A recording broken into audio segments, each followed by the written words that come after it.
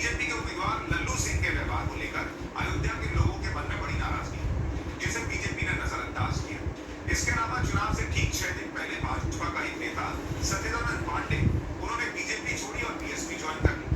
इससे बीएसपी का core voter बिखर गया। इससे बीएसपी के वोट का एक बड़ा हिस्सा समाजवादी पार्टी को ट्रांसफर हुआ, क्योंकि अवधेश प्रसाद दलित नेता। बीजेपी को बयान से पैदा हुई गलतफहमी ने हाथ बदला। अच्छा, बीजेपी के पूर्व नेता सचिदानंद पांडे के जाने से किस तरह बीजेपी को नुकसान हुआ, आप जरा फैजाबाद सीट की स्थिति देखिए कि वहां पर अयोध्या में हुआ क्या।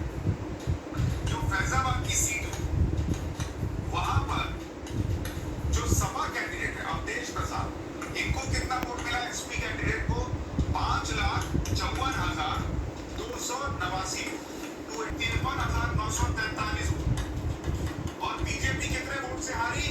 मात्र 54,567 और 53,943 वोट तो यही है नोटा। और यानी बहुत बड़ी हार की वजह बीजेपी की भी अपनी रणनीति है। चुनाव में जीत के बाद समाजवादी पार्टी नया नैरेटिव सेट करने लगी कि अयोध्या में विकास के बहाने लोगों के घर तोड़ दिए गए और मुआवजा भी नहीं दिया। समाजवादी पार्टी के इन आरोपों की सच्चाई का पता लगाने के लिए हमारी टीम अयोध्या पहुंची। ग्राउंड रिपोर्ट में देखिए मुआवजे और घर तोड़ने के आरोपों पर अयोध्या के लोग क्या कह रहे हैं। सबका मकान का हिस्सा गया, उसका मुआवजा न देना बीजेपी की हार का कारण बना अयोध्या में। आपको भी ऐसा लगता है? नहीं सर, ऐसा कुछ नहीं है। सबको मुआवजा का मुआवजा मिला है। आपको भी मिला था? मुझे एक लाख रुपये मिला था। अच्छा, तो क्या कसर कमी थी, इसकी वजह से कुछ नाराजगी मन में या फिर नहीं? कसर नाराजगी सब रेलवे बना है, रेलवे बना, सबको मुआवजा अच्छा खासा मिला है। अच्छा खासा यहाँ पर रोजगार बहुत बढ़िया बना।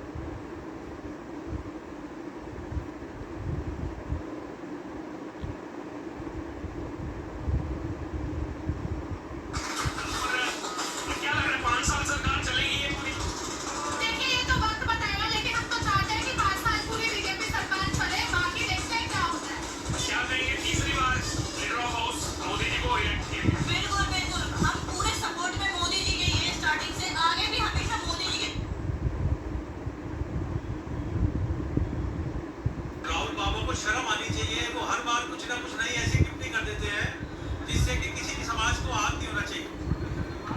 तो हम इसी प्रदर्शन के लिए इकट्ठा हुए हैं राहुल गांधी के लिए। राहुल गांधी शर्म करो, अब ये छोटी मोटी बातें छोड़ दो कहना, जिससे कि किसी समाज को हाथ हो। राहुल गांधी कह रहे हैं अगर तीसरी बार मोदी सरकार आती है तो संविधान बदल देंगे। सर, संविधान तो इन्होंने बदला है। मोदी सरकार ने तो 10 साल के अंदर इतने काम कर दिए जो 70 साल भी नहीं हुए। 2014 से पहले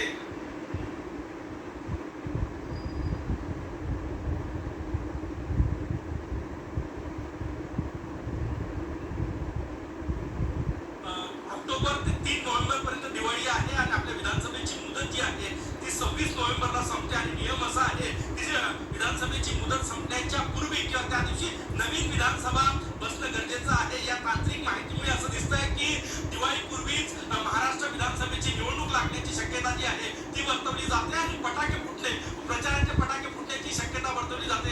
याचं कारण त्या दृष्टीनं राजकीय पक्षांनी तयारी जी आहे ती सुरू केलेली आहे। हरियाणाची जी मुदत आहे हरियाणा विधानसभेची ती 3 नोव्हेंबरला संपते आणि